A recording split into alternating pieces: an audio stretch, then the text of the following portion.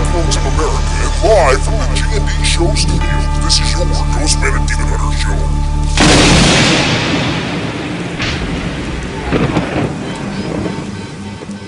Doesn't that sound exciting to you?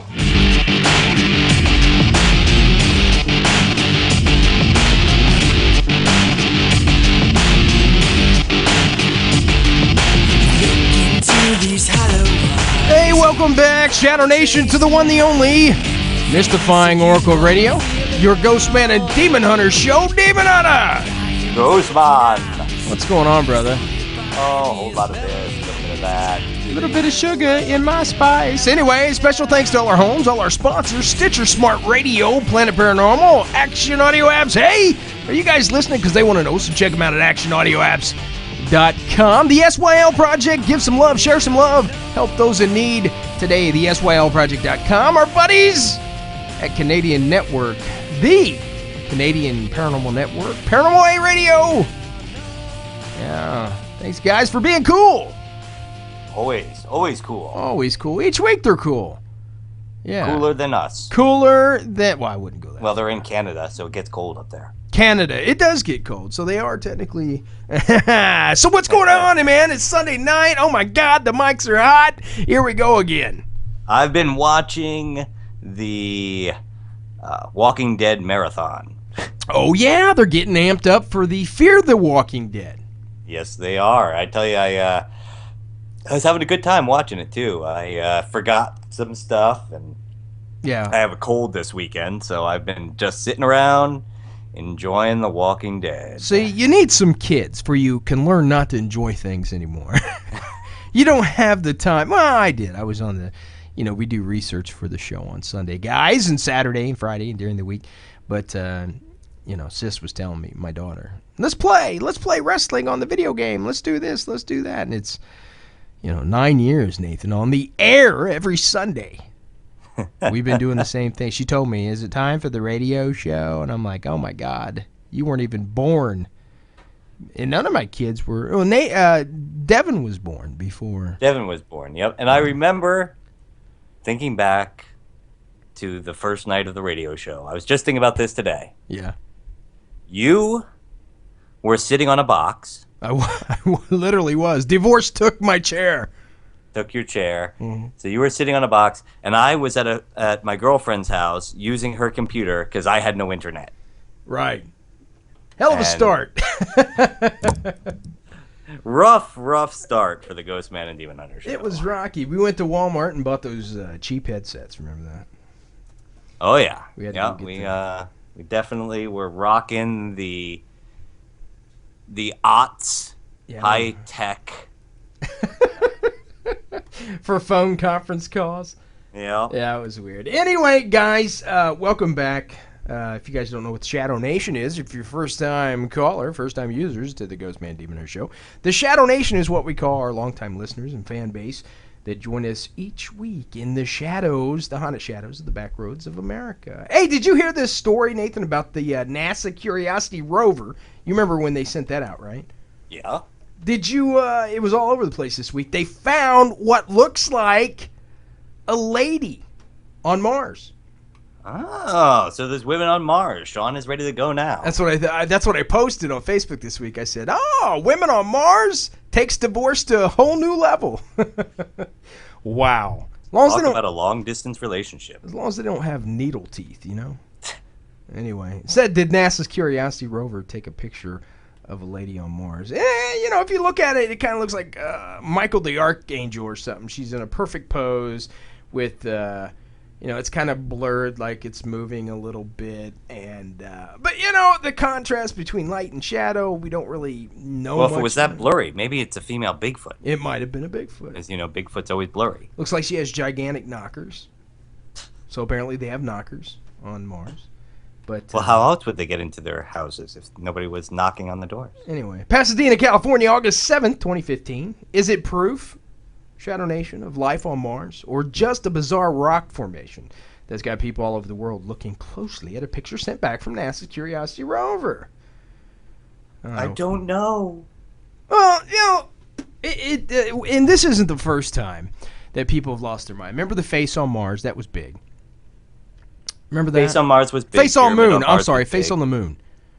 We didn't go to Mars yet when that happened. Well, there's the Face on Mars, which is they think it's there's been the conspiracies for years that there's like a Sphinx on Mars. Yeah. How did we get the pictures then? If that was the face, I thought it was on the moon. It was telescope photos. Oh, okay.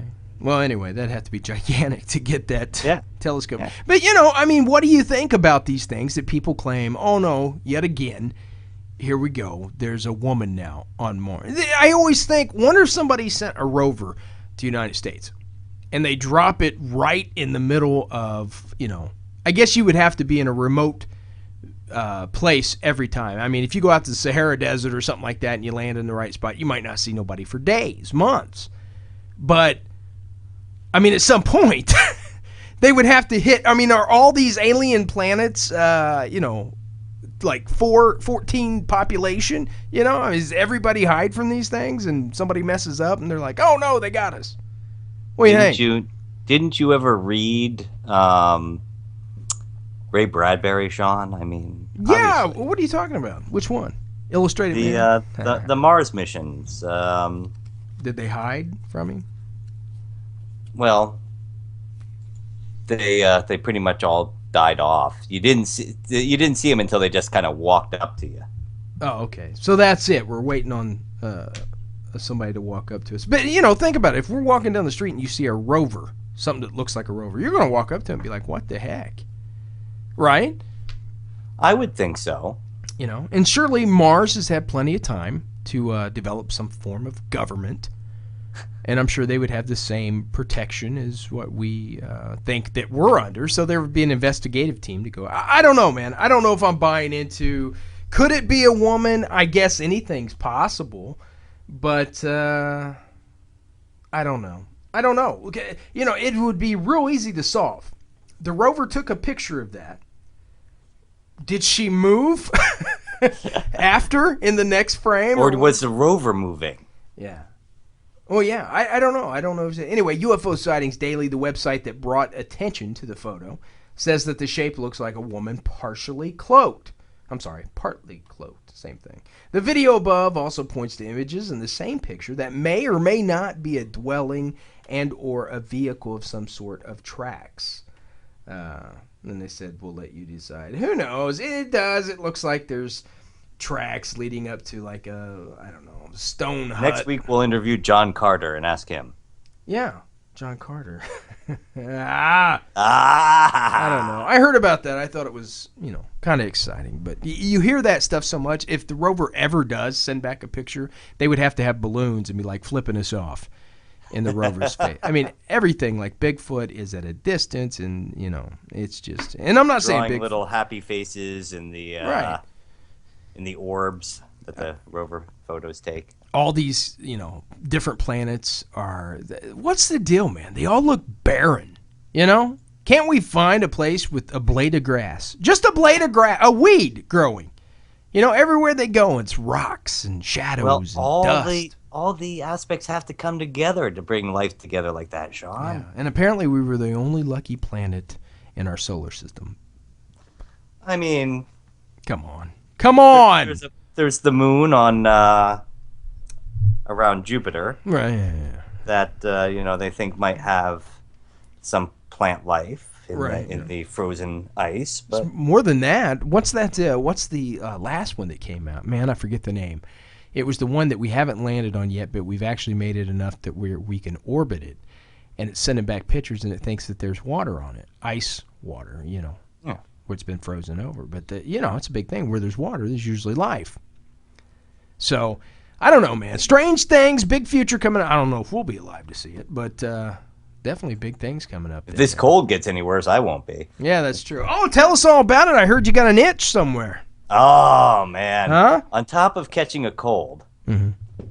I was working, I guess Monday. Yeah. And Monday night, I'm scratching my arm, thinking maybe something bit me while I was working outside. Right. And a little while later, I noticed I've got a few little bumps up and down my arm. And I'm like, oh man, it's poison ivy. Oh no. I haven't had poison ivy in a decade. What am I, a Boy Scout? Right. I go upstairs and I get some alcohol to rub it down to try and get the the oil off, and I get some witch hazel to deal with the itch, and no luck. I mean, the next morning it's even worse.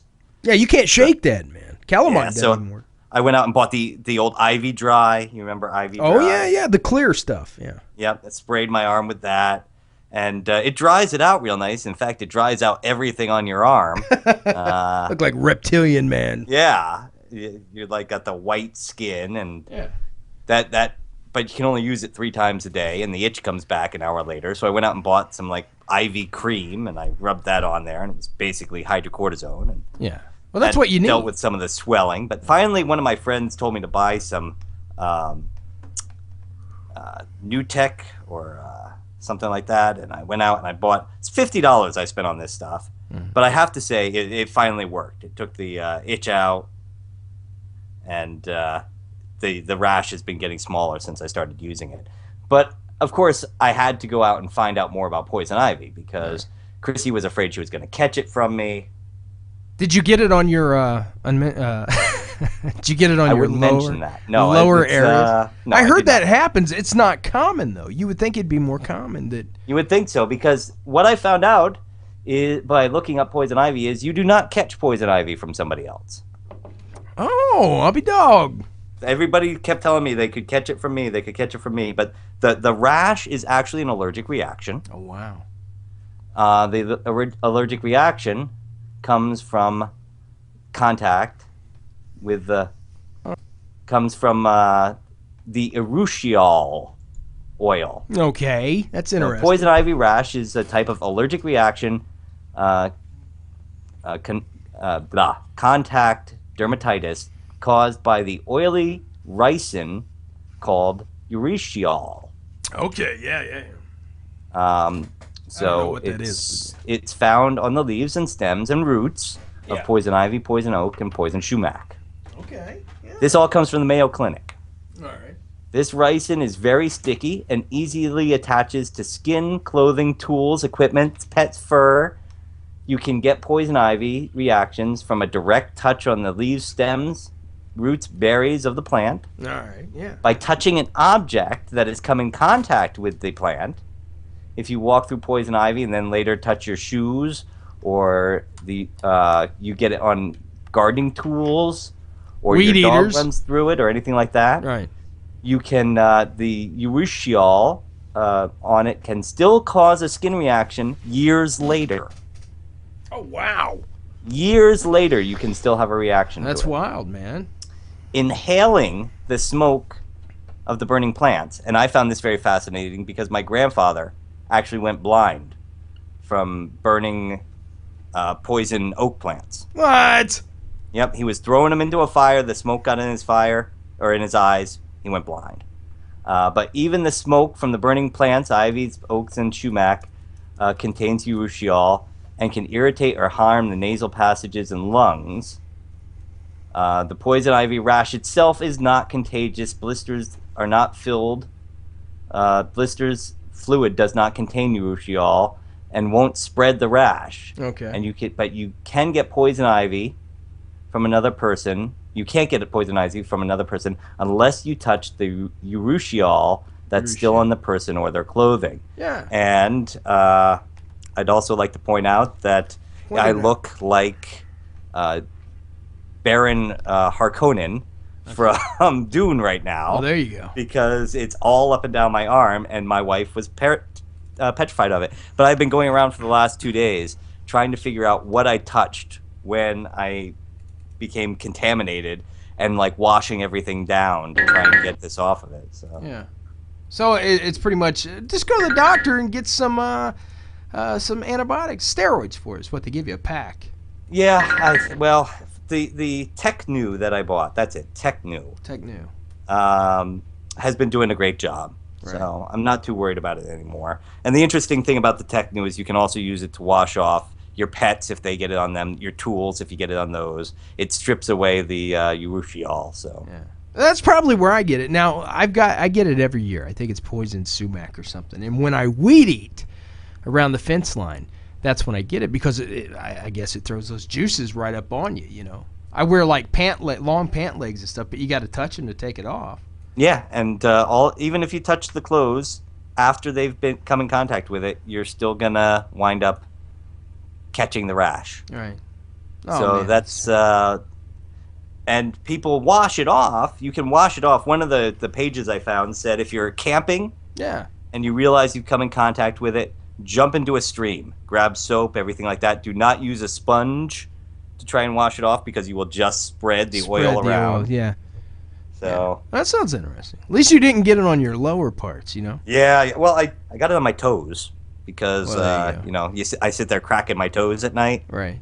and so I got it on my toes too. Serves- It's an aggravating thing. Like I said, I'm sitting there thinking I'm not a Boy Scout. Why am I catching poison ivy? Well, I've heard some people get it in their eyes, their butt crack, everything. So Oh, once you get it on your face, you should just go to the doctor right away. it'd be worse. It could be worse. Demon Hunter! GhostMan. Shadow Nation, it's time for tonight's guest. That's right. Tonight's guest, he is a professor of astronomy at St. Petersburg College. His course centers on the survey of astronomy and the introduction to the characteristics, origin, and evolution of the solar system, galaxies, and the universe. He's the author of 2 books, Aerial Phenomena and Space Science. Additionally, he is the director and producer for the documentaries Area 51 and Skinwalker. That's a big thing for us, Nathan. Skinwalker. He has appeared, he's appeared in dozens of radio shows, webcasts, and TV shows, Unsealed and Close Encounters. He is also a disabled veteran and former U.S. Army intelligence officer. He was awarded a Bronze Star for combat operations in Iraq.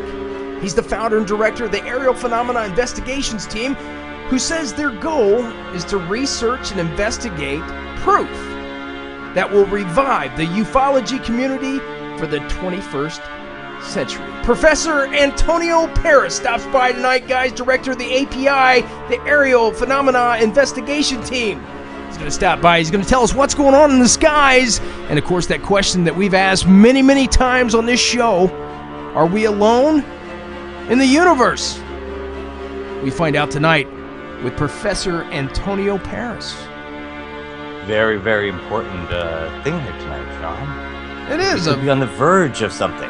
very, very important thing. Antonio's coming on. I first seen Antonio on Unsealed, Alien Case Files documentary I seen on Netflix. And he seemed like a real cool cat, laid back. And we've had big dogs on this show that specialize and are doing a lot for the ufology community and the movement for disclosure. Stephen Bassett, Nick Pope,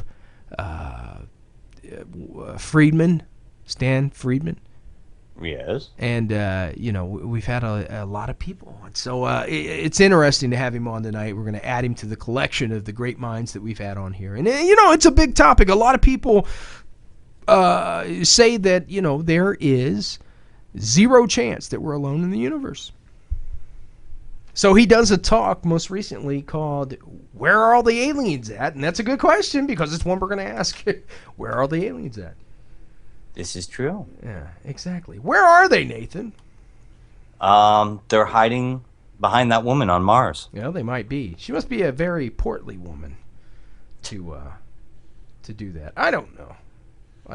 So we'll find out tonight, though, guys. Antonio Paris is going to be. It's where they're going to send us for the next Extreme Paranormal special, Sean. We're going to go to Mars and try and find her. That's going to take a while. I don't know if I can get the time off work for that. Anyway, did you hear they were doing I did happen to catch it. They did Dan Aykroyd. They were interviewing him, and it broke into a UFO talk, man. Since tonight's guest is, from that topic, I thought this story would pertain to what we were doing directly. So Dan Aykroyd explained UFO cover-up, and the Huffington Post was there to catch it. Did you hear about this? I did not, but I'm not surprised. Dan is a big UFO believer. Yeah, he sure is. And, of course, he's from Ghostbusters fame and The Great Outdoors and many more. Anyway, last Friday, Dan Aykroyd appeared on the 3rd episode of the Huffington Post The HuffPost Show. I didn't even know about that. I listened to it the other morning when I was on my way to work. Anyway, apparently they were interviewing him on the U.S. Air Force and different topics, about Hollywood and things like that. And then somehow it says the Huffington Post show is hosted by a founding editor of the Huffington Post, Roy Sekoff, and former professor, the veteran Huffington Post live host, Mark Lamont Hill. The show is newly weekly, blah, blah, blah, blah. There's a plug for the show, guys. The conversation turned to UFOs when Hill asked, I said, if I am ever going to meet Dan Aykroyd, I'm going to ask him about this. You believe in UFOs? Is that right? That was the question. There was a slight hesitation by Aykroyd, they said, which you wouldn't think that, but...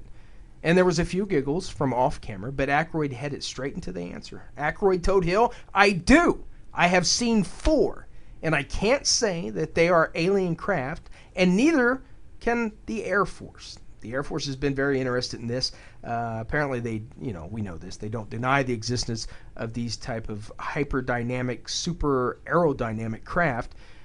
They don't deny it. Although Aykroyd says the Air Force does not deny the existence of alien spacecraft, he explains why he thinks there's a cover-up of that information. Yeah. Aykroyd continued, their anguish comes in that they can't tell you. They want to tell you anything, but they want to tell you that there is extraterrestrials.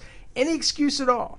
Even if they are unknown or unsolved, the Air Force cannot just come out and admit that there are extraterrestrial beings far in advance of our culture that have built these machines. He says that the aliens are far advanced, more than our culture, and they've been able to build these machines. He also said that he thinks, although there is a cover-up, the Air Force really doesn't know much more than the rest of us. That's what Aykroyd was saying. They are very interested in what's going on, but like us, they just don't know, Nathan. Not even the top people here on the planet. It just makes me think of the old Abbott and Costello Go to Mars episode. You think about that because Dan Aykroyd?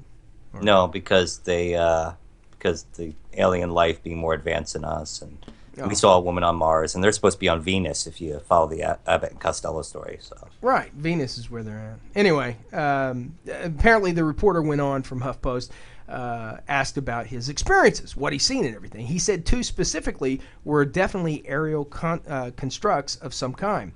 Aykroyd explained on further, one of them with a light and one of them dull gray, and they were structures, one of them going very slow, one of them hovering over me. As for the other 2, Aykroyd continued, they were the 2 that my wife and friends and I saw, a high altitude sighting many years ago in Martha's Vineyard. You know that place very well. Jaws. I do. There was 2 of them flying side by side. They were at about 100,000 feet up, and they were going fast. Aykroyd then went on. Flown by sharks. They might have been Jaws. Aykroyd then went on to share the account of one of his drivers. He says the driver used to be the driver used to be. I thought he said the driver's a kook. He said the driver used to be a cook at the Air Force Strategic Air Command. The driver says one day a bunch of guys were gathered around a radar screen watching an object that was traveling at 70,000 miles per hour and performing whip turns. Wow. Yeah, he goes on further to say that he believes there's many species, not just 1 or 2. I don't know. There it is. Dan Aykroyd, guys. We all knew that. There it is. Yeah, and Aykroyd also recommended that you read books about the UFOs and the CIA and the FBI by Dr. Bruce Maccabi. Yeah. I'll get right on that. It's called the FBI-CIA UFO Connection, the hidden UFO activities of the U.S. intelligence agency. That does seem pretty cool, though. Well, why hasn't he written a script about it? That's what I want to know. Well, I think that's probably going to happen. He's busy with... I remember we spoke to his people earlier this year, and they said Dan would love to do the show and wants you to get back to him when it gets closer to the release of Ghostbusters, which I got to say, I would think that's going to be a harder time to get O'Dano on the show. Yeah, you would think so. Yeah, you would. You think that was the old brush off? I don't know. We've heard this before. Yeah.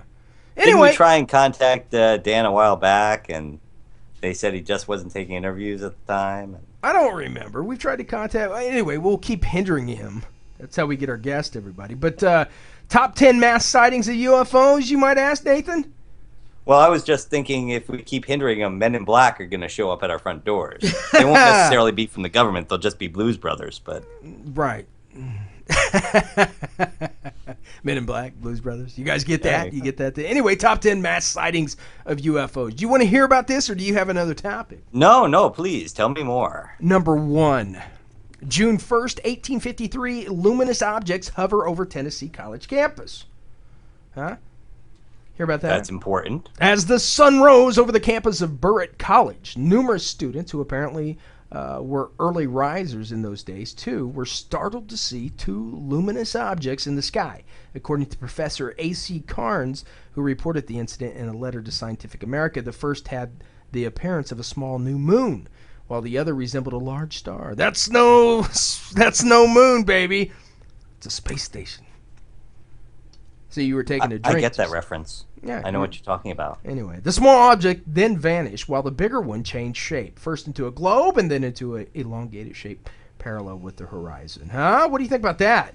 It could have happened. I don't know. That sounds kind of impossible, but okay. Yeah, anyway. 2 objects continue fluctuating in a similar fashion for the next 30 minutes. The students have asked for an explanation, but neither the president nor the professors are satisfied as to the character of the lights. Anyway, Carnes said while he himself speculated the occurrences might have been caused somehow by atmospheric moisture, the incident remains a mystery. I don't know. Number 2, April 17th, 1897. Now we're going way back. Reported UFO crash in Texas. Uh-oh.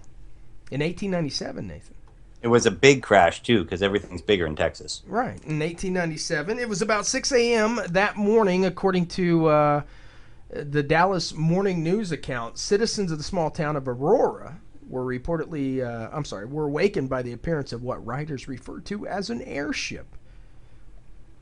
You might remember that back in the 1800s, everything was an airship. Yes. Well, I don't remember much from the 1800s. Well, I was very young. Poison ivy was rampant back then. Yes. Your full report on we learned quickly not to use it as toilet paper. Right. The craft reportedly malfunctioned. I wonder how many Indians made that mistake. I don't think many.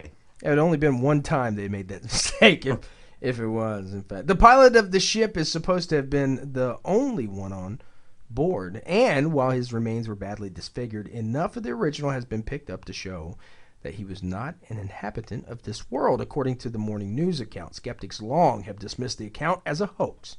But in 1973, a United Press International reporter located a 91-year-old resident, Mary Evans, who recalled her parents visiting the crash site and telling her that the body of the UFO pilot had been buried in the town cemetery. So now we've got to dig up the whole cemetery. Mm-hmm. Yeah. Anyway, February 25th, 1942. Here we go. Battle of Los Angeles. You heard about this one. Battle of Los Angeles. Yes, I have. Yeah.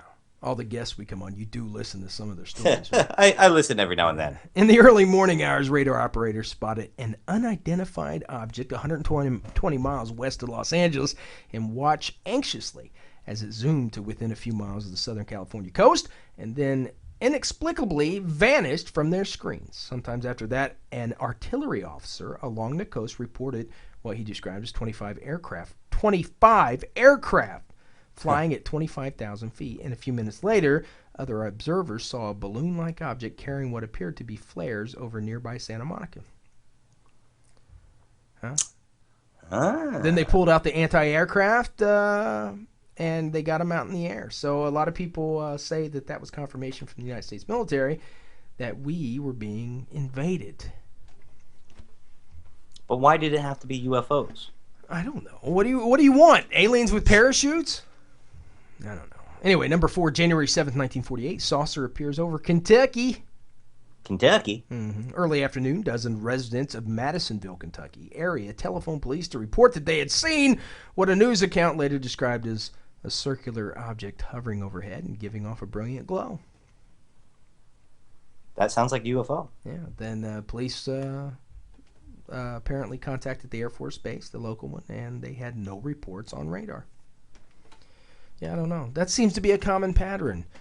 People see things that aren't on radar. I don't know. We should do that. You know. If a tree falls in the forest and it doesn't get caught on radar, did it really fall? I guess it did. I don't know. November 2nd, 1957, fiery object seen over Texas again.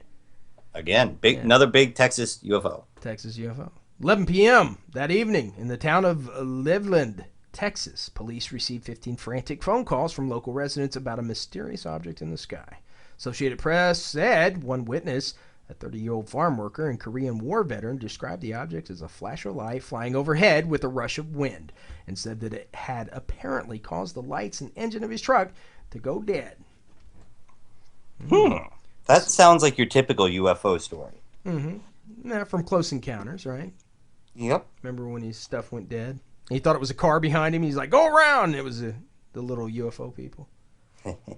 You don't remember that. December 9th, 1965, the Kecksburg incidents. Kecksburg incident. Numerous residents of the small Pennsylvania village about 40 miles from Pittsburgh saw an object that some witnesses describe as a streaking green fire across the sky before it crashed in a local field.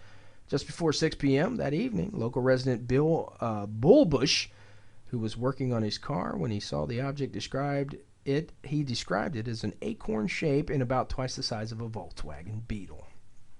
Yeah. March 24th. It was a TIE fighter. It might have been. It had a guy with a black helmet. No. That's what these people are credible. He was a Korean War veteran. March 24th, 1983, V-shaped lights in the Hudson Valley. It's out your way. Okay. I don't think it was the Headless Horseman. The suburban area, about an hour's drive north of New York City, was seen of more than 5,000 UFO sightings. The suburban area, about an hour's drive north of New York City, has seen more than 5,000 UFO sightings from 1982 through 1986. 5,000. 5,000. Yeah. Perhaps one of the biggest clusters of incident in history. One night, March 24th, stands out because of the sheer volume. More than 300 residents called a local UFO organization hotline that night, reporting that they had seen large V-shaped array of lights that moved slowly and almost silently through the sky. Here's a big one. We've had Dr. Lynn Kitei on. Remember that? Yes. Author of the Phoenix Lights. March 13th, 1997. A lot of people remember this. On that evening, thousands of people in Nevada and Arizona reportedly saw what many described as an immense V-shaped object outlined by 7 lights. Others, however, reported seeing orbs and triangles in the sky as well. Remember that? And the mayor tried to come out and make fun of it. And then he finally come out once he got out of office and said, yeah, it was a UFO, and I'm sorry. Anyway, here's out your way, July 14th, 01 UFO on the New Jersey Turnpike. Yeah, what year was this? 2001, July 14th.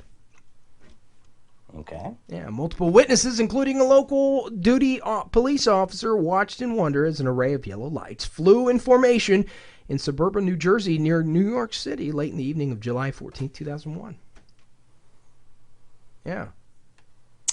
Yeah. Anyway, Wow. number 10, last but not least, January 8th, 2008, the Stevensville lights. In the evening, about 40 local residents, including a local amateur civilian pilot and a police officer, witnessed a UFO that hovered over the farming community for about 5 minutes before streaking away into the night sky. Police officer Leroy Gotten told National Public Radio that he was walking to his car when he saw a luminous object that reminded him of pictures of erupting volcanoes suspended 3,000 feet in the air. Another witness estimated that the UFO was half a mile wide, a mile long, and bigger than a Walmart.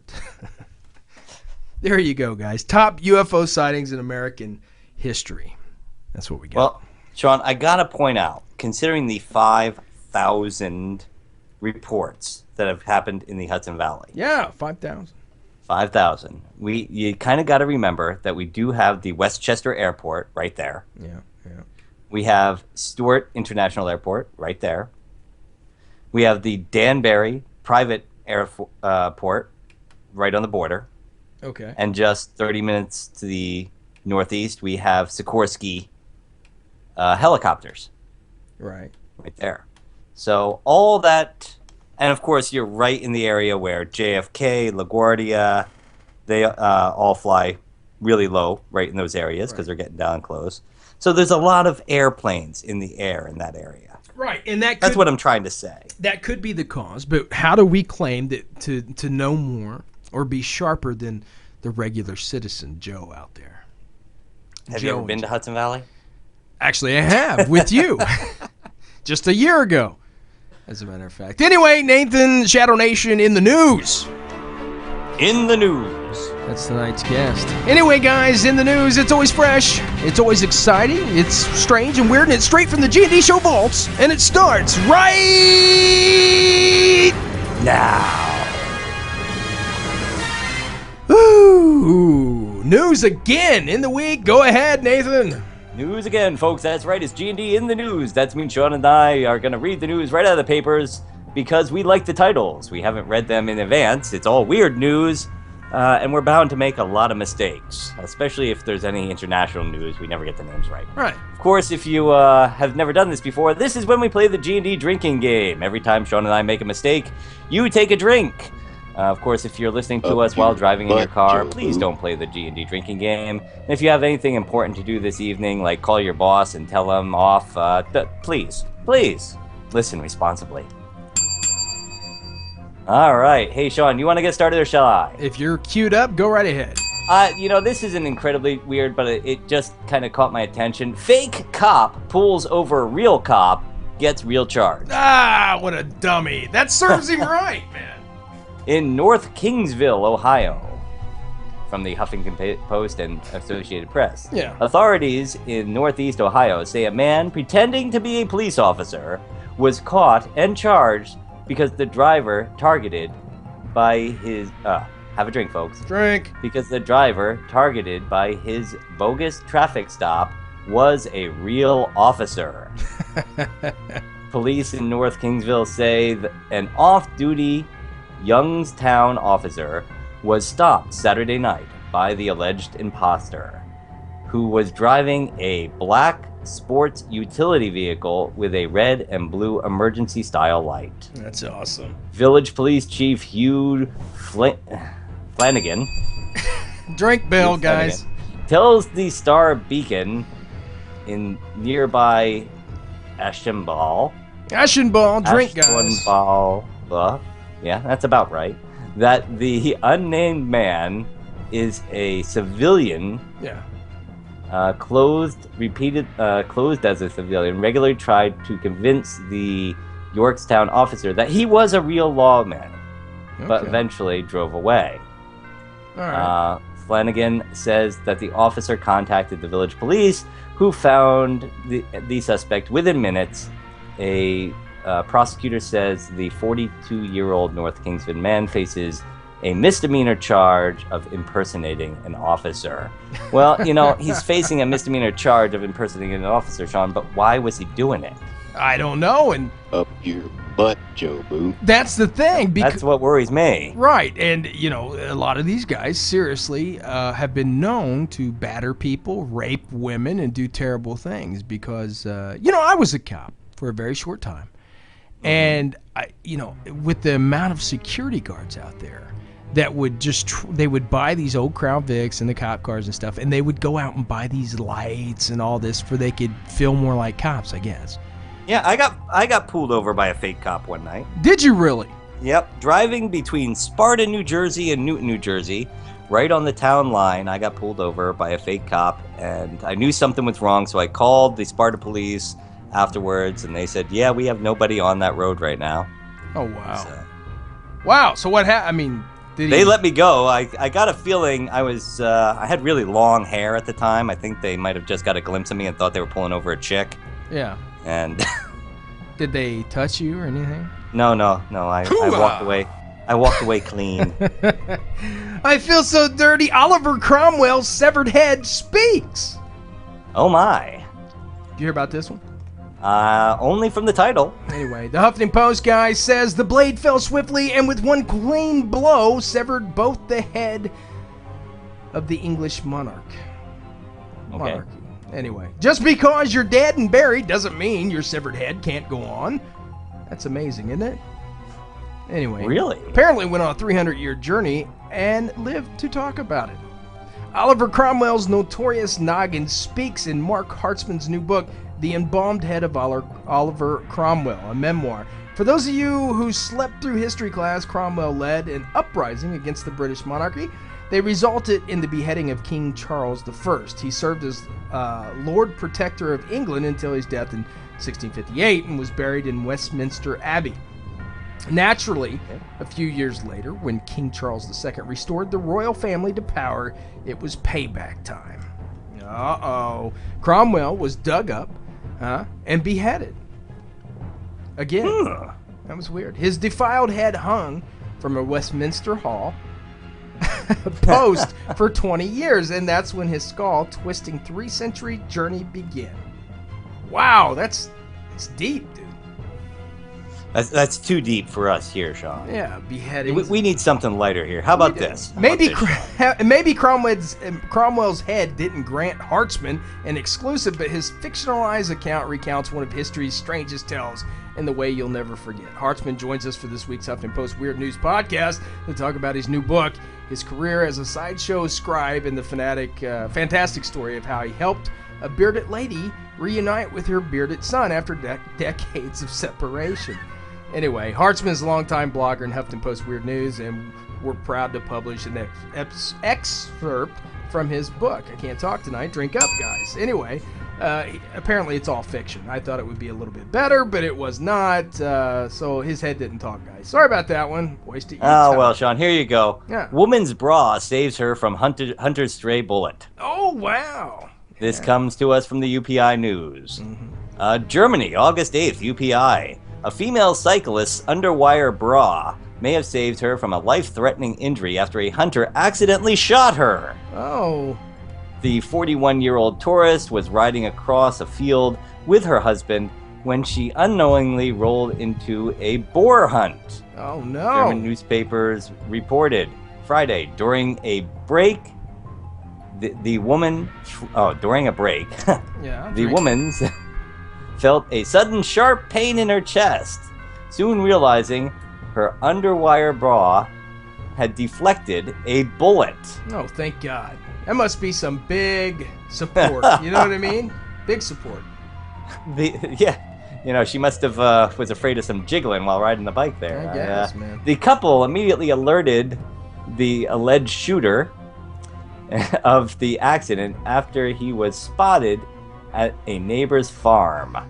Oh. Though in charge of the hunt, it was have a drink, folks. The shooter was in charge of the hunt and broke it up straight away. Okay. Area police spokesman Area Flock said the shooter is reportedly being investigated on suspicion of the injury caused by negligence. So, there's a few things about bras here, Sean. You want me to read on, or? Yeah, I would like you to read on about bras. This isn't the first report of an underwire blocking a potentially deadly bullet. Okay. In February, a Brazilian woman's life was saved when her black underwire bra stopped the stray round from hitting her heart. It is not just the bra wire, which softens it. It is not just the bra Sexual wire harassment is no which joke, softens sweet it cans. a little, she reported, but God wanted to save me. Sweet cans. Yeah. Sweet cans. Oh, sweet cans. I thought that was appropriate for the story. Of course you did. Oh, yeah. So that was it. People being saved around the planet for bras. See, I like, do you like all natural women that don't wear bras and tight t-shirts? I like that. I don't know. I have to say, Brazier was a brilliant man. Well, yeah, maybe, but I like him to be free. Let him be free. That's what I say. Anyway, East Texas man guilty of assault gets life in matrimony. Oh, man. Couldn't they just put the poor guy in prison? Couldn't you just kill him? I don't know. This comes out of Tyler, Texas, August 7th, 2015, guys. You ready for this? All right. An East Texas man who pleaded guilty to assaulting his girlfriend's ex-boyfriend has been sentenced to life in matrimony. Justin Bundy, 21, pleaded guilty on July 2nd to assault with bodily injury for a February fistfight with the ex-boyfriend of Elizabeth Janes. Okay, KLTV reported Bundy told the Tyler television station that the ex was saying disrespectful things about Janes and admitted he eventually punched the ex in the jaw. Yeah. At the sentencing hearing, Smith County Court At-law Judge Randall Rogers asked Bundy whether Jane's was worth it and whether the couple were married, according to the transcripts obtained by KLTV. Can't say that today, guys. Drink up. Anyway, then the judge said, as a part of my probation, you're going to have to marry her within 30 days. Otherwise, he would send Bundy to jail for 15. I'd take the jail time, Bundy. He offered me 15 days in jail, and that would have been fine. And I asked if I could call my job to inform his employer of his pending absence. The judge told me, nope, that's not how this works. Uh-oh. Janes, who was in the courtroom, said she was embarrassed by the judge's proposal. My face was so red, people behind me were laughing, she said. Fearful of losing his job, Bundy applied for the marriage license and scheduled a date with the Justice of the Peace. Bundy said he and Janes, I think you could appeal that. I don't know. What do you think? Anyway, Bundy said that Janes had talked previously of getting married, but with just 18 days to plan, some family members weren't able to attend the ceremony. The father of the bride was irate. You think? Yeah. Yeah, anyway. How would you feel, Sean? You have a daughter. I contacted a couple of lawyers, but they told me someone was trying to pull my leg. That judges don't court order somebody to get married.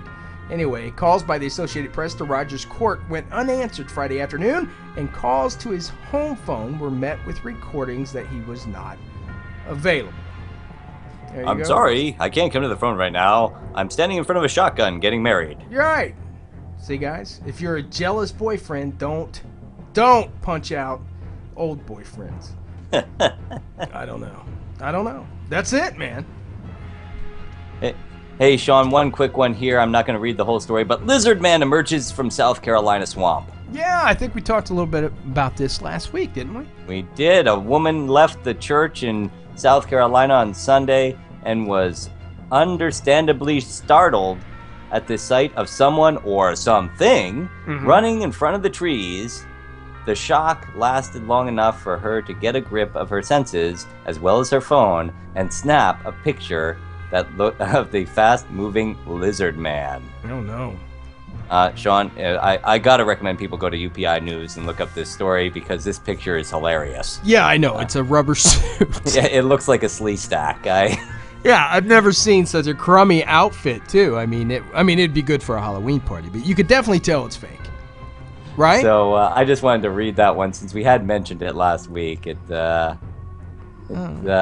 definitely needs, the folks need to go check out this picture, read this story, because, fun. Yeah, you gotta check it out. Of course, somebody was playing a joke. This week there was a North Carolina man, a Tar Heel, that seen Bigfoot. Did you see that? And his dog saved him. No, I didn't see that. Yeah, it's on our Facebook page, guys, GhostMan&Demon, our show. Also on our Twitter account. And it's trending now. I like to say that. It was trending 2 days ago, guys. But check it out anyway. Yeah, he was walking down the road, apparently. And, Bigfoot walked up and said, hey, how you doing? Yeah, well, no. He seen what, of course, it was blurry again. And it seemed like a big furry whatever. And it was walking upright like a man. And his dog starts barking, burr, burr, burr, and he's going, "Oh no, come back, Fluffy," or whatever. It's a little bitty, I don't know, Jack Russell Terrier or something. And Bigfoot was standing there. You could see him, stationary. And then he heard the dog, and he started walking. And then it got a little faster, and he went into the tree line. But yeah, I'm kind of skeptical on these things. I mean, you can see the dog perfect. You can see the man's feet perfect and the surrounding, but just about 50 yards away, it gets real blurry. Yeah, so I don't know. What do you think about these Bigfoot videos and stuff? And of course, that comes out right after they had the, oh God, what was it? The lizard man that you just spoke about. Yep. I think when they come out that close to each other, I kind of wonder. Yeah. Because it sounds to me like, maybe some college kids pulling pranks or, I don't know. It was very well done, though. Somebody had to rent a gorilla costume or something. It was, but think about it. You can get a gorilla costume for $50, buy it online, and then blur it up. We should do ours. We should do a Bigfoot in the field, catch him taking a poop or something, and walk up on him and be like, "What's that smell? Oh, my God!" Offer him some Jack Sling jerky. Yeah. Messing with skin. Now, that's a good costume. Now, if you seen that costume out in the wild, you'd flip out. I love watching somebody put on YouTube. They freaked out some people at a sporting goods store because they had the Jack Link's jerky Bigfoot as a display. Really? But there was actually a guy in the suit. Oh, nice. And so, like, they'd bring the new employee in and be like, "Oh, and this is the display," and blah blah blah. And if it's a ritual here. You got to try and hit him with like a shoe or something, and he's throwing stuff at the Bigfoot. And finally, he hits him, and the Bigfoot jumps up and starts chasing. Oh, nice. Now, I wonder where Bigfoot works, because when you go in, it's hard to pass up beef. I'm a beef jerky fan. Are you? Oh, yeah, big time. Yeah, I love beef jerky and cold beer, guys. I could live off of that. And corn nuts, as a matter of fact. Corn nuts and beef jerky. But do you like corn nuts? Not a huge corn nut fan unless they're mixed in like a nut mix where I can... Trail mix. Yeah, trail mix kind of thing. Yeah, well, it definitely upset your stomach with beef jerky and corn nuts and beer. Diet that you're on. But I just wonder, where it's like $7 for a pack of beef link, whatever it is, Jack Link's, turkey or beef jerky, and it's a ripoff. You open it up and there's like three big pieces. Yeah, 4 pieces and then crumbs. So it's it's the worst when you stop by like one of those roadside gas station places on a long trip, and you pull over and you're like, "Oh, beef jerky would be great for the drive. I can eat it on the drive." And you buy the bag of it, and you open the bag in the car, and there's 4 pieces in there. Yeah, and you paid $9.99 for the bag. It should be stuffed. It should be stuffed with beef jerky for $7 or $9. Don't you think? Do you agree? I would agree wholeheartedly. Yes. Let's all write beef. What's it called? Let's all write Jack Link's guys, Shadow Nation, and tell them that they should add more beef to their beef jerky. Beef jerky packs. Yeah, let's write it. Say, "Dear Bigfoot, I want your beef." There was a lady last week that got the beef. Yeah, that's right. We did mention that story. Wonder how she's doing. She went away. I don't know. You would think the Men in Black... She probably got taken away. You would think the Men in Black would be following her or something. She said she knows where Bigfoot's at and whatnot. Hey, quick shout out here, Sean, to my goddaughter, Sammy Millington, who just texted me in the middle of the show. That's okay, Sammy. I'm not busy or anything. But she is going on a ghost tour in St. Augustine. So there you go. Very cool, Sammy. Very proud of you for carrying on the tradition. And yes, and texting that during Uncle Nathan's live show. Yeah. Why not? Anyway, guys, it's that time. That's right. You hear the music. It's your G&D original series. If you guys don't know what original means, it means Nathan and myself came up with it. It's called Legend X, where each week we search the United States and the world for the latest and greatest in legends, from the Wolfman, Sasquatch, Loch Ness, and all the monsters in between, to find out, is there any truth to it, or is it totally bogus? I don't know. Tonight's Legend X is... Dark Watchers. The Dark Watchers. I got to do this show when I have a cold more often, Sean, because it gives my voice a really nice spooky tone. It does. It does. I'm going to let you do the rest of the show with the deep voice. Yes.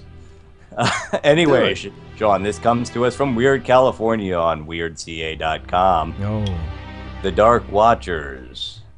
From about the Avalia Beach through San Luis and all the way up to Monterey runs the Santa Luca Mountains. Santa Luca. Lurking within these mountains are strange, mystifying Dark Watchers. Mystifying. The Dark Watchers, as they have come to be known, are apparently giant, human-like phantoms that are only seen at twilight, They're standing silhouettes against the night sky along the ridges and peaks of the mountain range. Kind of look like Jeepers Creepers with the hat. Yeah. When spotted, the beings are usually seen staring off into open air of the mountains, seemingly staring off at the open air of the mountains, seemingly at nothing in particular, before vanishing into the air occasionally right before the spectators' eyes. Who or what the Watchers are, no one knows. Where they came from or why they are here, again, lost in speculation. And what they are looking for or watching is beyond anyone's current comprehension.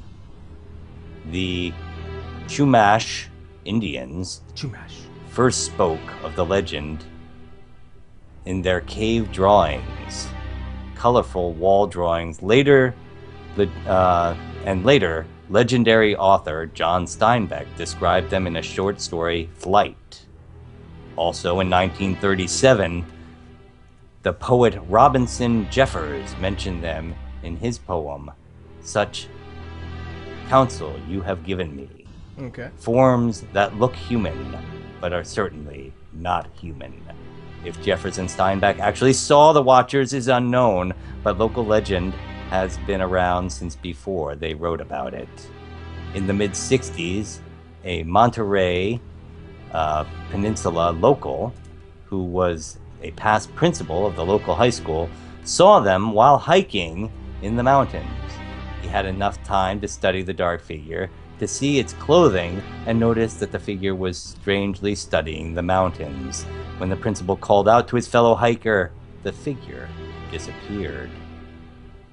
Other more recent sightings have included a dark hat and a cape in the description of the mountain resident phantom.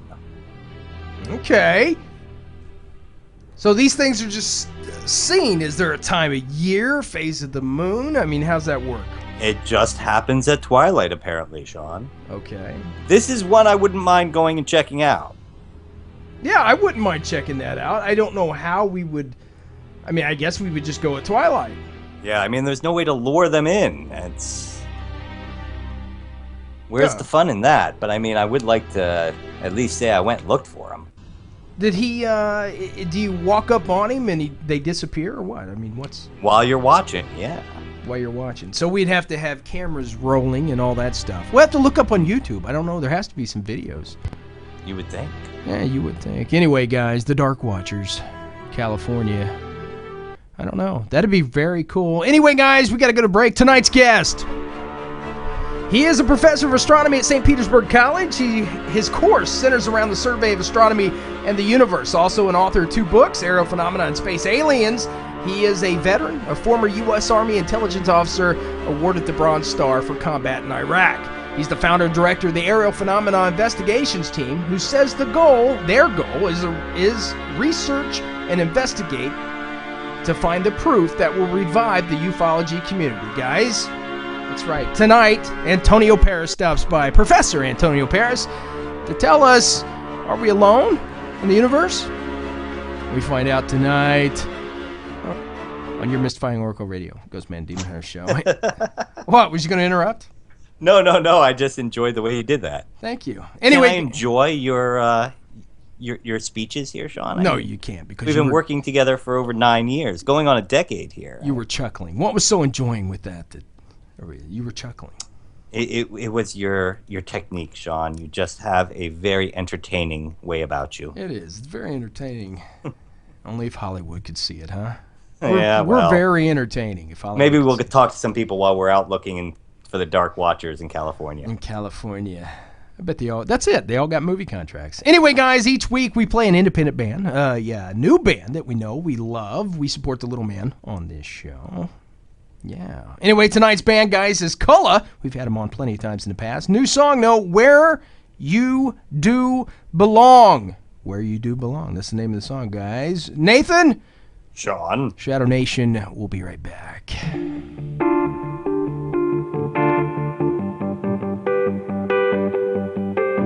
And so there came a point in our evolution when we didn't guide life by distrusting our instincts, and had to think about it, and had to purposely arrange and discipline and push our lives around in accordance with foresight and words and systems of symbols, accountancy, calculation, and so on. And then we worry. Once you start thinking about things, you worry as to whether you've thought enough. Grab a hold, take my hand and follow me. Where we're going, there are things for the eye to see. When we're over there, you'll feel it all around. Let it all come through, our love for you. There ain't a thing that will frighten you. This peace of mind flooding all over you. When you whistle loud, the clouds will spin to sound. Over and around, it shakes all of the proud. All of the proud.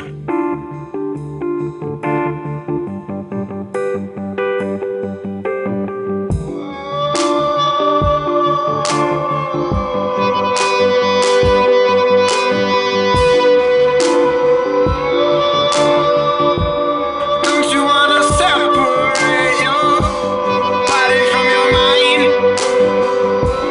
Don't you wanna dance with the devil to see what you can find?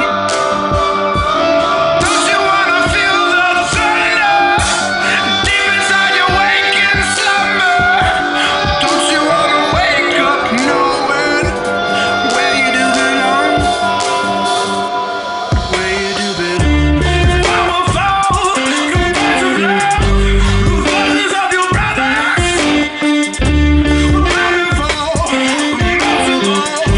We'll get back up together. Have mercy, Lord, my entire world. Lord, have mercy. My mind is thirsty. Come along and follow me. The light of day, the dark of night will oscillate all throughout your life. When you don't divide, then you will be fine. But if you don't abide, you'll be pushed aside. Apropos, it's time to go. Come along and don't say goodbye. Open wide, open up your mind. Let all of your spirit flow. Now you got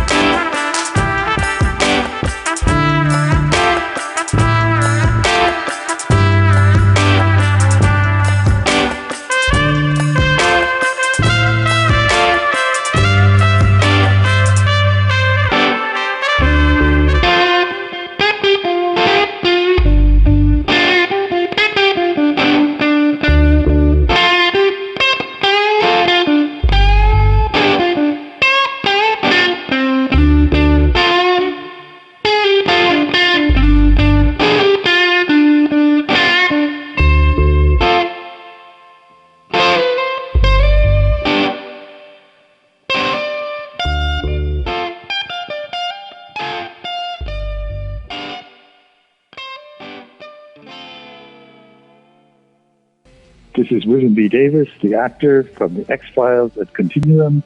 My autobiography is Where There's Smoke, and you're listening to Ghostman and the Demon Hunter Show.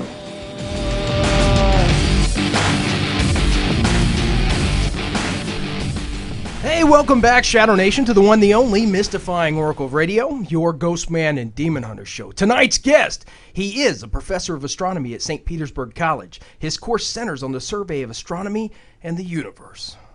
He's also an author of aerial phenomena and space science. Additionally, he is the director and producer for the documentaries Area 51 and Skinwalker. He has appeared in dozens of radio shows, webcasts, and the TV shows Unsealed and Close Encounters. He's a veteran and former U.S. Army intelligence officer. He was awarded a Bronze Star for combat operations in Iraq.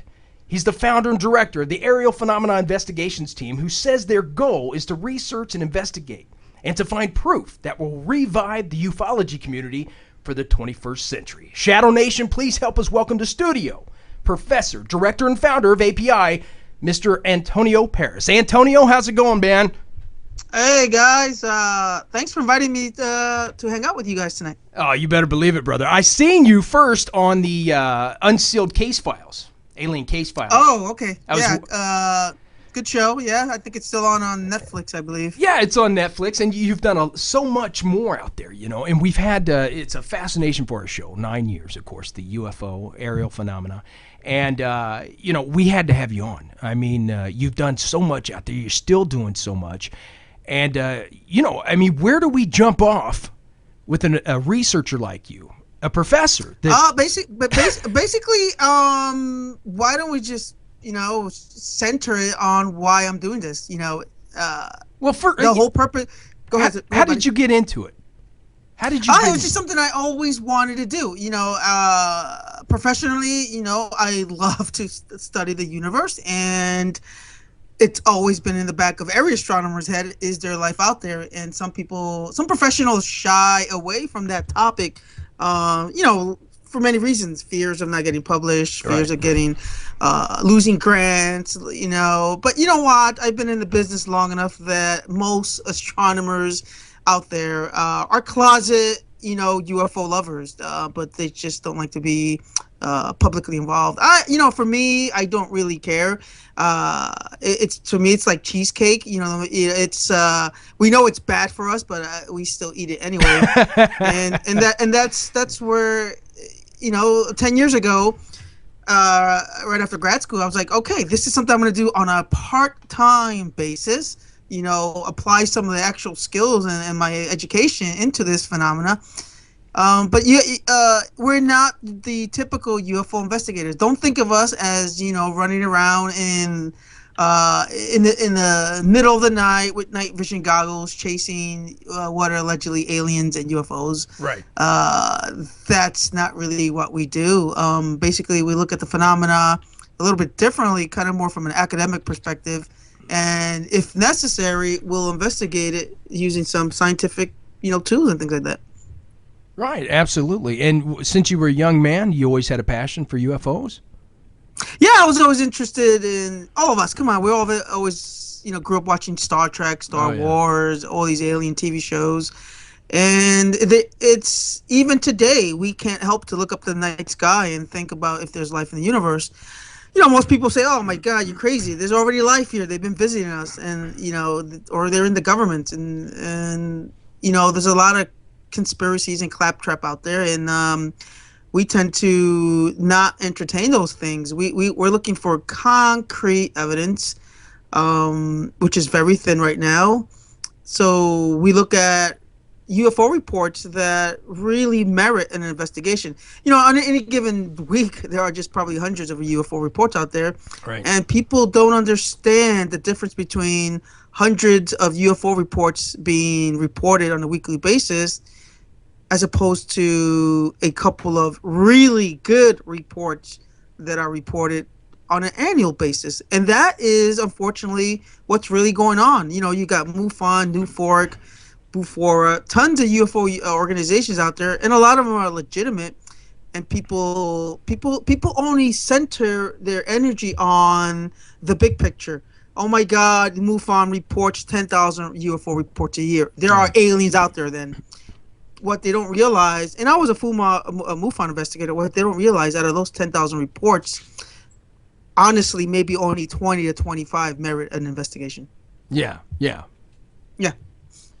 Now, But that's not what you hear or see on TV or on YouTube and all these shows, including Unsealed. It's all, first I tell my viewers, be careful what's on TV. That's entertainment. Right. Hangar One is entertainment. Unsealed is entertainment. Close Encounters is entertainment.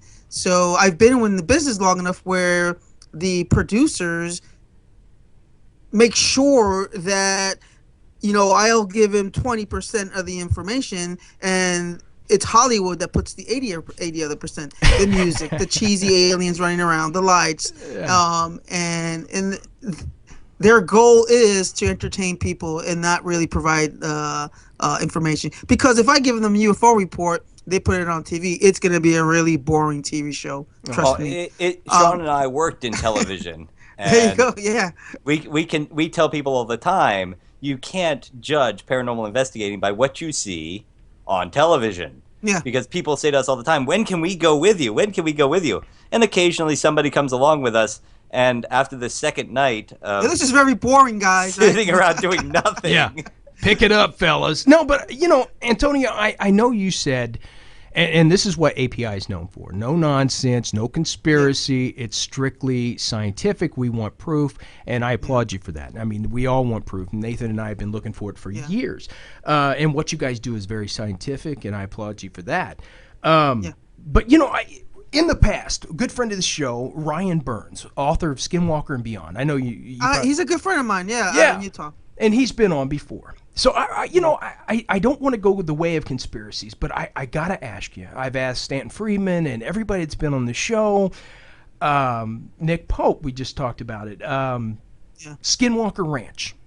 Bigelow comes in, buys up the whole ranch. There's talks about NIDS out there and a bunch of other things.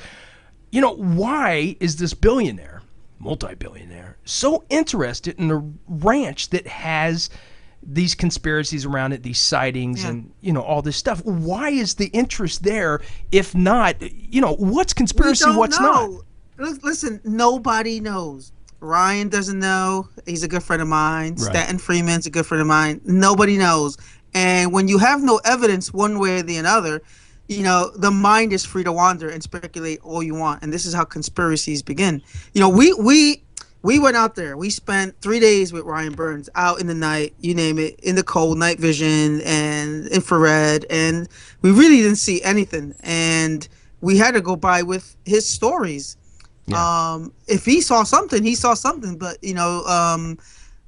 there's not much to give me. Ryan Burns has some footage of some squiggly lines,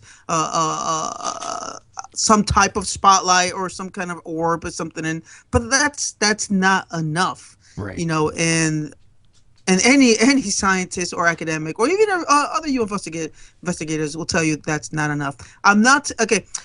We have to be careful. There's a lot of people think that API are skeptics. They don't believe. That is far from the truth. We wouldn't be doing this if we didn't think it was important. Right. But I don't care who tells you, from Stanton Freeman all the way to, MUFON, there really is no hard proof, credible, physical proof that something's going on. Yeah. I'll tell you what. There's a lot of stories, a lot of deathbed confessions, and in some cases, maybe even legitimate people, witnesses, a former military officer or a policeman or a pilot. But that doesn't mean that there's something going on. You have to be careful with these people, Yeah. You have to take everything into account. Just because an alleged former CIA, and this is what you get. You always get, my cousins, brothers, sisters, uncles was a CIA guy and he saw UFO. Yeah. All of a sudden, aliens exist. Or you get the deathbed confession.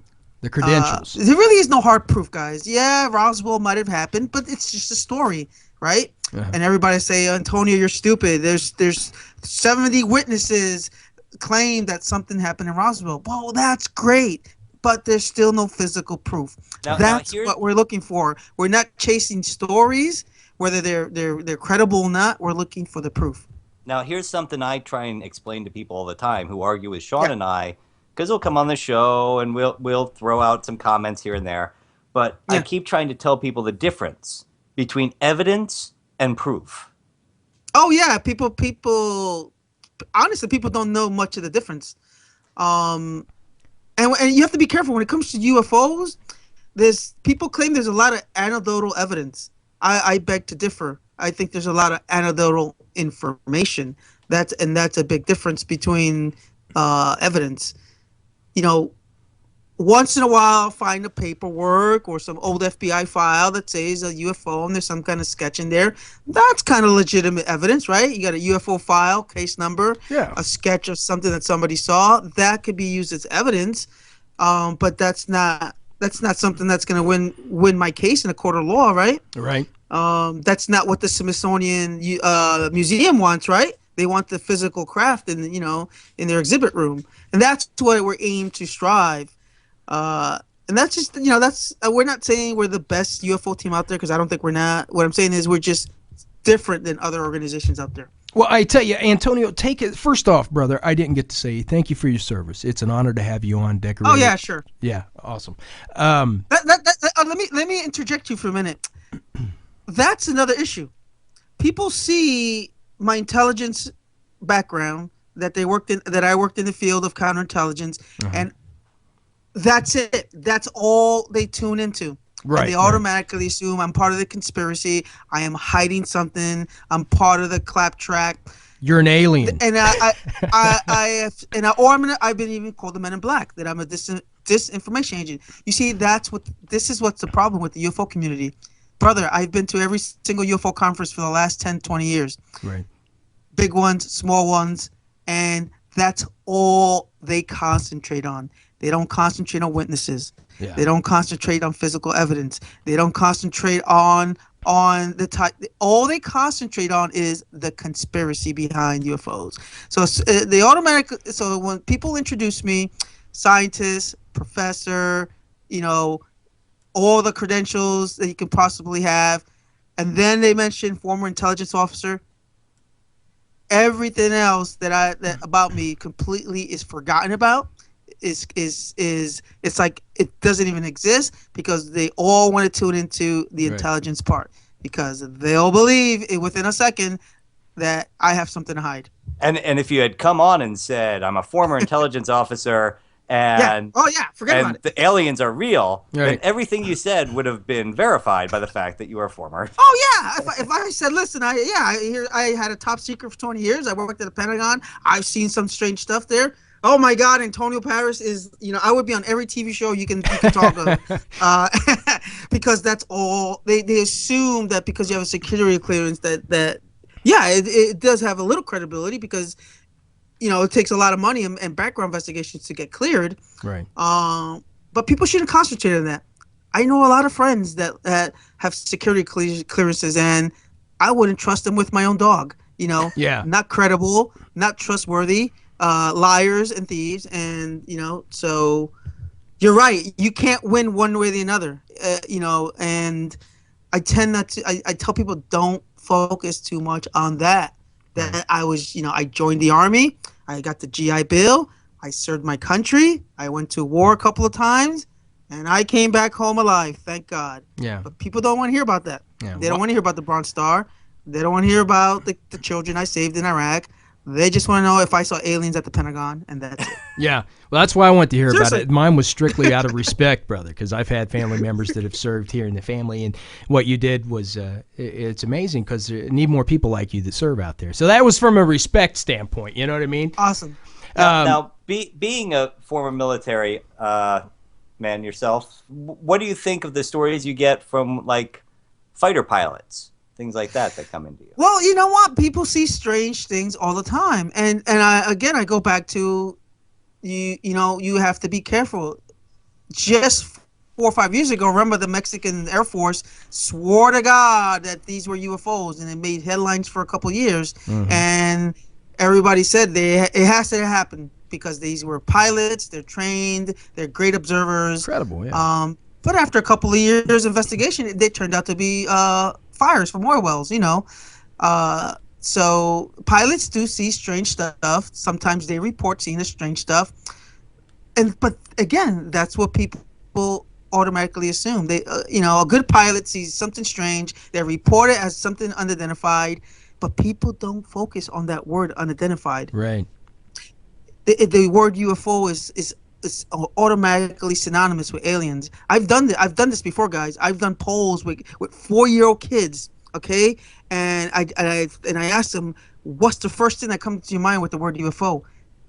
It's aliens. Yeah. Even though the term in itself does not identify aliens, and that's where we come down to. People say a policeman saw an unidentified object in Texas in the middle of the night. It's aliens, right? It's always aliens. Well, just a couple years ago, we had the congressman running for president. His name escapes me, and they brought that up. Jimmy Carter. Yeah. Well, no, not Jimmy Carter. That was more recent, just a couple years ago. Or I'm sorry, before it was when Barack Obama was running. They had asked him. Now, you had openly admitted you'd seen a UFO, and the crowd was just laughing. They were laughing at it. And he said, "No. I said I seen an unidentified flying object. That means I don't know what it is." But automatically they discredited the man. Listen, guys, it all comes down to this. I'm not discrediting everyone out there. I can't, because I can't say that everyone's crazy. There are a lot of people, legitimately good people with good backgrounds, that are reporting some strange activities, some strange objects moving at, unusual flight patterns, different lights, you name it. And I've done a lot of interviews where I believed the person. The person saw something strange. They couldn't account for what it was, but at the end of the day remains unidentified. I don't care if it's going 90 degrees one turn and then it does a 180. At the end of the day, it's identified. People automatically speculate, well, that can't be human, right? So it has to be extraterrestrial. There's no way we have aircraft like that. And I always tell everybody, how do you know? Are you an expert on every single aircraft that's out there in the American arsenal or whatever country's arsenal? There's so much classified stuff out there right now. Who knows what could it be? And the interesting thing is, too, if we were at war right now with a country that bordered us, everybody would see a UFO, and the last thing that would come to their mind would be aliens. It would be, we're being attacked. Guys, the big question is, we know there are UFOs out there, but the bigger question is, are any of these UFOs of extraterrestrial origin? Right. And a lot of people out there will say yes, because that's what they believe. That's what their intuition tells them. That's their personal belief. But there's really no physical evidence that they are extraterrestrial. I'm talking about 100% proof. Right. No doubt about it. No reasonable doubt. It's going to win every court case in the world. Here is the physical proof. There isn't. There really isn't, because if there was, it would be everywhere, and not just on YouTube or local areas. This thing, it would be at the Smithsonian or somewhere huge. Sure, with people lining up to see physical evidence of something. And I can't win the argument, because there are a lot of people out there that don't care about physical evidence. They don't need the physical evidence. They know that they're already here, or in some cases working with the government and stuff like that. Well, go ahead, buddy. Listen, brother, walk us through API, because API is different from a lot of other researchers. Walk us through a case file of API. I know you can't disclose, private information, but what makes API different when you're out there in the field? I'll tell you the what tools makes and us techniques. Different. When we first started Aerial Phenomena, we were hungry for UFO reports, and if you go to the website, we had a reporting system where people just kind of like MUFON reported their stuff. Mm-hmm. And we became so inundated with so many UFO reports, which was good. In one case, we were getting numbers, but after a couple of years of looking at the reports, they were all garbage. Yeah. I saw something 45 years ago, a light in the sky. I can't do nothing with that. I saw a flying craft, and an alien came out. Oh, would you like to for us to investigate? Can we call you for an interview? Crickets. Nobody answers. You can't investigate. You can't investigate. Crickets, right? Right. So we decided to come up with something that no other organization does. We came up with a investigative criteria, and I'm going to go over this real quick, and you'll notice that something amazing happened.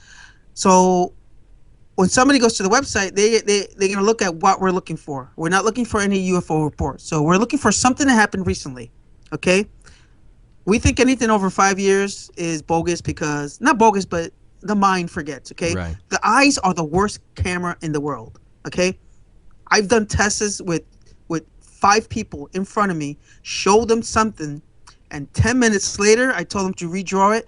I get 10 different sketches. Yeah. Okay? So we don't want anything over 5 years. In fact, 2 years is our limit. We need a report that has multiple witnesses. And I'm not talking about multiple witnesses, people in the same car. I'm talking about Joe Schmo was here at 7-Eleven and Marianne was 2 miles away and they both saw something at the same time. Right. That's multiple witnesses. We want daytime sightings. Yeah, we'll take nighttime sightings, but mostly you get is a flashing light or something weird. But daytime's different because people see something physical. Yeah. Obviously, we need a photographic or evidence. Some type of photo, video will be nice. And the 5th criteria, we don't want anybody reporting something that they saw near military base, airports, defense contractor locations, anywhere where there's a remote possibility that it's us doing some kind of test. Well, see, Sean, that rules out Hudson Valley. Yeah, 5,000. And people say, "Oh my God, how do you know it's not a UFO they're testing?" And like, okay, first, I'm not even going there. First, you can't get on the base. Second, nobody's going to talk to you. We're not going to trespass on a military installation. You put all those 5 criteria together, I'll tell you what, that's made a big significant impact because we went from hundreds and hundreds of crappy UFO reports to 4 or 5 really good reports a month. So location and time frames. Yeah, okay. So when you put location, multiple witnesses, daytime, physical evidence, and location, now you have something to go on, okay? And most importantly, we always ask, do you want an investigation, right? It's right here in line number 2. Sure. And if someone says yes, okay, there you go. We have a good case. All those things make for an awesome investigation. When I worked at MUFON, which is a great organization, we would get hundreds of reports a year, but they didn't meet any of these criteria. Right. I saw something 20 years ago. I can't remember what it was, but I wanted to report it. Okay, what am I supposed to do with that crap, right? What are they reporting it for after 20 years, you know? I don't know. People come up with crazy stuff all the time. I've seen it from, I was physically there at Roswell. Can I call you to investigate? No, because FBI is listening to the phone. They'll come kill me. Right. Okay, so don't even report it, right? So don't waste my time. So right. I'm telling you, this is what we get if we open the flood doors, right? Right. If we constrain it and limit to credible reporting, you actually get better data, and that's what we're looking for, better data.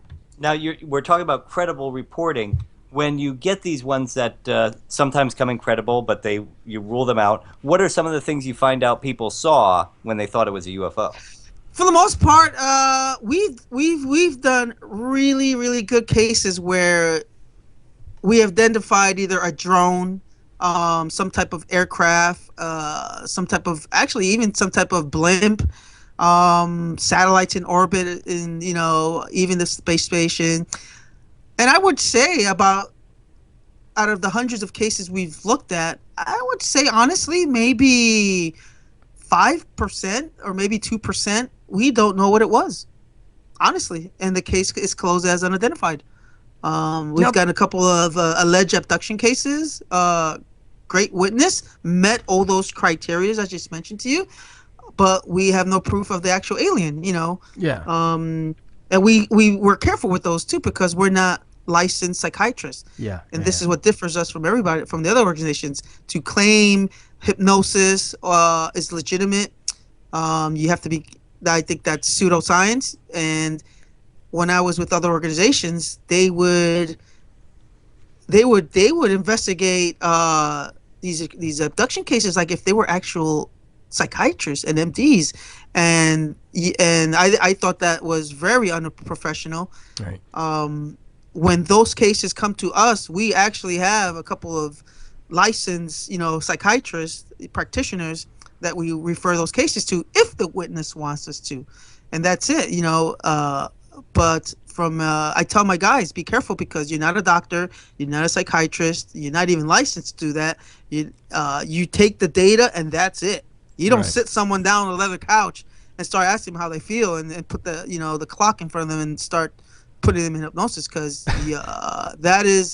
that's a liability and Yeah, because if God they forbid- wake up and you God can only forbid- squawk like a chicken, you're in trouble. Yeah. well, you have to be careful because God forbid we've had people where they've alleged or they claim they want to commit suicide and that's Right. where we stop. Yeah. We're like, oh, we're calling That's- 911 and we're reporting it, and that's what we do. anything with the Because- paranormal, because you run into so many different types of people. If they could think you're an alien and shoot you down.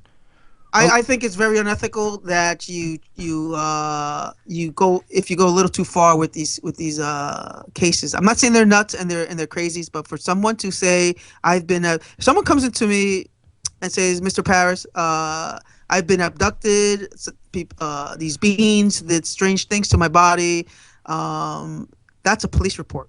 Right. Right. Whether it's aliens or not. You're claiming an abduction. You're claiming rape. You're claiming so on and so on. And I've done it before. That's okay. Thanks. Give me your name, and I call the police because something happens to that person. They're gonna check the last person they talked to, and the last thing we need is cops knocking at my door. Hey, Yeah. this person you talked to just hung themselves. What's going on here? Right. Now, Antonio, take us in, if you can, brother. Take us inside sure. the 5%. One case, because I know just like with the paranormal stuff, there's been cases I've been on that have kept me wanting, that's given me just enough to know that something is there. Can you take us inside one of the cases that really has stuck with you and pushed you to go forward of the 5%? Yeah, we had a really good case. This is maybe 2 years now. The witness is a partner, vice president of one of the big computer companies. I won't say which one. Okay. Mercedes, you name it, big house. Right. Submits a report, right? And I'm like, okay, he sees a black triangle, just a couple of miles, I would say maybe not even 10 miles from Washington, D.C. And met those criterias. And so I go to this house and I interview this guy and we talk for this guy is, the investigation was like 6 months long. So I kept on going back to his house. He took me to where he saw everything. So a very credible person with nothing to lose tells me that he was driving along County Road from Washington, D.C., where he worked, to his suburbs in Maryland. And when as he was approaching a stop sign, you know how the country is, it's dark, right, whatever. Right. He saw what was like a spotlight moving along the road, and he got out of the I'll backtrack. Something compelled him to get out of the vehicle, and as he was getting out of the vehicle, he alleges that the car shut off, and when he looked up, he saw this giant. He didn't know what it was, a triangle first, but under him, less than 50 feet. I think it was 50 feet, something like that, was a massive craft. Not quiet, but a very low hum. He says something almost like a very low air conditioner in your house, like Yeah, huh? And he can tell that it wasn't a blimp. He knew it was metallic in nature, and under the center was like this glowing orange. He called it like a glowing orb, and the thing he said it was probing, like it was looking for something. So it kind of ran there like a giant blimp slowly moving along the road, and as it got further away, he can see now it was a giant triangle. He said it was about half the size of a football field, so it was pretty big, and it just kept on going and going. And when he finally said, "Oh my God, I got to take a photo of this," he noticed that his iPhone was shut off, and he said, "Oh, he remembered it was on the whole time, but it was at the point that he took it out of his he went in his car to retrieve it that it was off. It shut off by itself. So, and this thing it just kept on going. Finally, it was over the horizon. So I thought it was a pretty neat report from a very credible guy. Drew a really nice sketch. Very recent. It's very awkward that this thing. And what I like about this guy is he didn't claim for it to be aliens. He said, I don't know what it was. He's very smart about it. He goes, I couldn't identify it, so I can't go one way or the other. But it was something that changed his life and stuff like that. And so that's a really good case for me. Really good case. What struck me about that case is what the hell is this thing, whether it's man-made or extraterrestrial, over a very restricted airspace. Washington, D.C.'s got a very restricted airspace. Right. And we did some analysis. The only thing we can really figure out, whatever this thing was, based on the direction he gave us, that it was heading towards Camp David, where the president's retreat is. So really cool case, and I always go back to that case once in a while to see if there's any new information. But that was probably one of my top 10 cases in the last few years.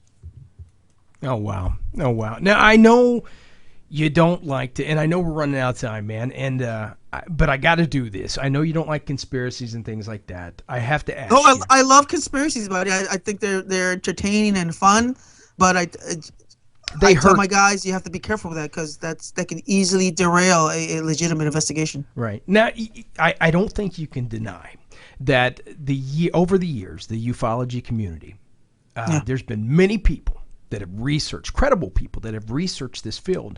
They've died under mysterious circumstances. Some of them. A lot of them, people just say, oh my God, he had cancer or a heart attack. The government probably put it there. Yeah, we could say that, but I got a news for you, buddy. Everyone dies. This is true. If I walk out of my house tomorrow morning to work and get killed in a car crash, oh my God, he was just on a radio show last night. The FBI heard him. They killed him. Right. Everyone died. A lot of UFO. Yes, UFO investigators die, but really, can you really put them all together and say they all died in unusual circumstances? No, you can't. But Phil Snyder, people like that were found with catheters wrapped around their neck, strangled. The day with Edward Ruppelt, was doing the days before his book came out, November 5th, 2001. He was found dead in the park, shot in the mouth. There was no fingerprints, stuff like that. I'm not denying it, but there have been unusual circumstances where not just UFO investigators, but maybe other researchers have died. I hear people that I think the other day I read that these 7 or 8 scientists that were studying climate change, they all mysteriously died within 2 years. Right. So is something strange happening? That's possibly. Yeah. But is it a conspiracy? We don't know. If we go back to the physical proof, we have mysterious deaths. I'm sure if it's a homicide, detectives should be investigating that. I just kind of feel that if I now the name escapes me, Sean, and you just said it, but if they were going to kill somebody who was coming out with a book, they would have killed them before the book was already ready to be published. But why just them? There are a lot of you mentioned earlier a lot of legitimate investigators out there. Nick Pope, good friend of mine. Right. Travis Walton, really good friend of mine. Stanton Freeman, okay, good friend of mine. We don't talk that much, but we do. Right. These guys have been in the field for way longer than me. Yeah. Probably more credible than me, and they're still breathing.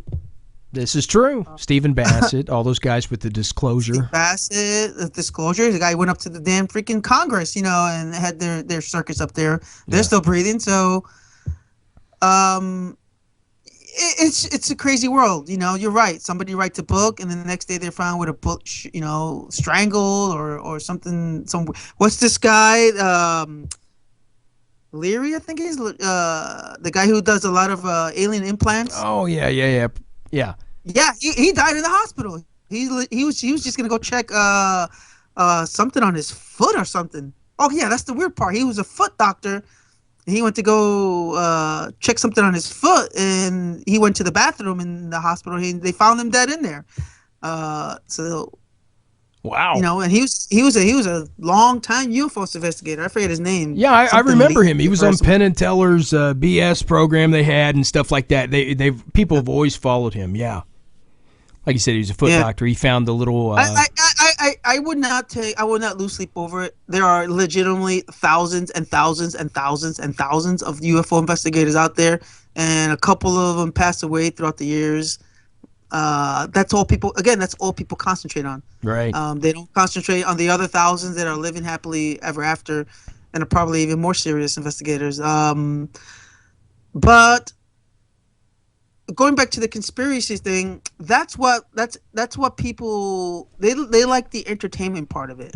Okay, and maybe entertainment is a bad word, but they like the mystery behind it. There's something about conspiracies that people focus on and get locked into, which becomes the driving force for why they're doing that in the first place. And that's just the way it is. You know, when I was on Unsealed and I did my episode of Men in Black, oh my God, I got 1,000 emails saying I was a Men in Black, you know, because I was on the show. You have dark glasses. And basically just said I didn't say one way or another whether it was a hoax or not. And I was automatically assumed I was a Men in Black, you know. Right. And you're right. You were part of the entertainment process. So you know how it works. Oh yeah. Yeah, they cut out everything you say but 20 seconds. But I know real fast, I got to ask you, man, do you believe, and I know you kind of answered this before, do you believe, I know you need more evidence, that aliens are among us, that they're out there, and where does API go from here? I personally believe hard. I mean, this is it. This is going to go on the airwaves, right? That's it. I think they're out there. I don't think that they physically, from an astronomer and physicist perspective, that they just don't get in a little tin craft and fly millions of light years for perhaps millions of years, because space is huge, guys. Right. If aliens exist, they're definitely not tin can aliens. If they're here already, and I have no evidence of that they're here, their mode of transportation has to be something other than tin cans. And this is where people come in. Oh my God, different dimensions, portals. That could be it. It could be true, and I might be looking for that kind of stuff. But hardcore physical astronomer, just like myself, would say that the expansion of the universe, the distance, the billions and billions of years it took just for humans to get where we're at, you know, with our cheesy iPhones, and the distance between the closest stars, you know, they have to be, if they're here, they're getting here in some way other than UFOs. Excuse me, other than their flying saucers. Right. I'm very, very excited about this. I love this topic, and this is why maybe one day I actually find proof. And if me or someone else one day actually finds that crash saucer, right, and it's on TV, it makes its way to the universities, and it's being studied for 30,000 years. Yeah. The next big question is, how did it get here? Okay, and which is the big question that most people don't concentrate on. They don't care how they got here. They most people think, okay, they're here, aliens exist. They really don't concentrate on the how and whys, and that's, to me, that's just as important. If you're following the scientific process, is okay, they're here. Now I want to know how they got here. How is it possible, if this gray claims to be from the Pleiades star cluster that's hundreds of millions of miles away? How did it get here? You know, and that's important to me. You would think it'd almost have to be they've solved the equation of time travel. It could be. It could be. It could be that they function in different dimensions, or they get here in a snap, or portals. It could be a million things. We can be here all night entertaining different hypotheses, but that's beyond the scope of API, because first we have to find them physically, right, and then figure out, okay, how did they get here? That's the process. It's right. One step after another. That's like when Sean and I had Stanton Friedman on the show. I said, I don't think they're visiting us. I think they've been here all along, and they're keeping us quarantined. That's a possibility. I've seen that. I think I wrote that in my book too. That it could be that they've been here for a millennia, and people say, oh, they're hiding on the ground. They created humans, panspermia and all that stuff. Well, didn't you hear they're all living under Dulce, New Mexico? Or they live in Dulce. which we were there not too long ago also. And it's weird. It's, again, Dulce. We were up to Dulce investigating, and it was funny because people were telling us they've seen more Bigfoot than they'd seen aliens. So we were like, all right, we're not Bigfoot hunters. Let's get out of here. That's it. Well, I got to tell you, Antonio, it's an honor to have you on, man. As two fellow investigators that investigate the unexplained to another, you always blow us away when we hear you talk on the news or the videos or whatever, man. And you guys are doing such good work. Tell our listeners, the Shadow Nation, where they can hear more about you, where they can follow you, get your books, whatever. Twitter's the big one, Antonio Paris, or ariel-phenomena.org. If I can tell anything to your listeners, listen, guys, this is what I do, and my mindset is different. I'm hoping that whatever I said tonight doesn't persuade you one way or another. Just remember that I'm a scientist, I'm a scholar, I do research, actual peer-reviewed research. And that's the process I follow when I'm investigating these things. I follow the scientific process. There's six, 7 steps to that, and that's what makes us different. I'm not saying aliens don't exist. I'm not saying that they don't visit in here, or they're not part of the White House. Right. People say. I'm not saying any of that. What I'm saying is I have not seen the actual physical proof, and that's what makes us different than all the other great organizations out there that we work with. Right. Nathan, I have about 4,500 more questions, but I know Antonio is going to run out of time. Do you have anything else in closing to talk with? I just have 2 quick things to ask. Okay. Sure. Number 1, myself, and like you mentioned it earlier, people see things in the sky and all of a sudden they shoot off on a 90-degree angle, or they go backwards and go at these really high speeds. Do you know of a natural phenomenon that can cause that? I do not. I mean, right now, maybe some drones. Kids have drones out there, and some here at the Museum of Science and Industry, where we're doing a drone expedition now. There's some cool drones out there that can possibly do those turns, and people will put these. I'm not saying they're all hoaxes, but we have seen some nice, really cool drones in the last 5-10 years where people put these cool LED lights that are really bright, and some of these things can go pretty high. And people, the eyes and the witnesses are really horrible at determining distance, shape, size. So they can see a light that's the size of a golf ball moving at certain speeds, but then they'll report it at something different. So could there, I would say yes. There are stuff out there that can probably do something close to a 90-degree turn. Possibly not as far as I know, as a fixed wing spacecraft, aircraft. Not that I know of.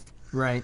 So I'm not aware of that. So I can speculate all day that there could be out there, yes. But I'm not physically aware. Okay. Second question: are you excited the X-Files is coming back? I'm losing sleep between that and what is the Walking Dead and all this stuff coming up in the next couple months. Falling Sky. It's all like coming together. Falling Skies is about to end. Walking Dead and all it's that expanding, and they're bringing the X-Files back. I mean, it's just. Yeah, and Star Wars coming up in December. Oh my God! Yes, I cannot wait, man. The Force Awakens. It's gonna be a good fall for us. Yes, it is. But we had the Smoking Man introduce you there on the bumper coming back in. Did you hear that? William B. Davis. Yeah, I saw that. Oh, he was amazing. Cool. He told us, we asked him on the show, now, William, do you think you can return to the X-Files, man? And now we see an article that says he's going to return. But on the show, he was like, well, if you remember, I was killed off and da-da-da. No, he's going to return. All those guys are going to return, man. They'll figure out a way to bring him back. Trust me. Oh, yeah. You got to bring back Hollywood. They can do whatever they want. Anyway, brother, I know you got to go. Could you stay on the line 1 second while we close out the show? Yep, go ahead. All right, man. Guys, Nathan, can we pay the bills, you think? Oh, I guess we have to. Wow. Antonio Paris, Professor Antonio Paris, ariel-phenomena.org, guys. Check him out. Special thanks to all our homes, all our sponsors, Stitcher, Smart Radio, Planet Paranormal, Midnight Syndicate, Creative Commons and Free Music Archives. Thanks for the tunes. From the haunted back roads of America, this has been another G&D exclusive interview. Don't go changing America. You know we won't. Demon Hunter. Because we love you. Night, guys.